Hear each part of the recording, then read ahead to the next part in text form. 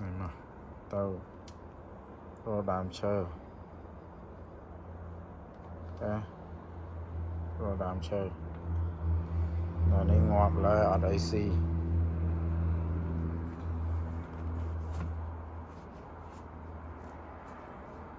về nha và ở đây xì về hè về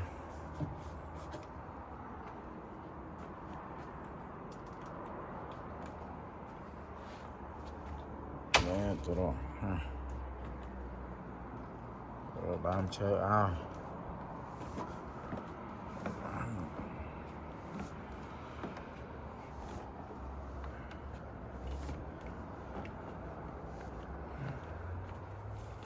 đàm chơi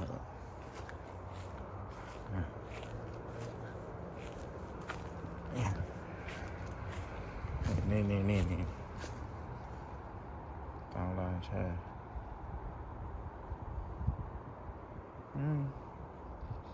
tao đàm chơi chơi em cho tao đàm chơi tới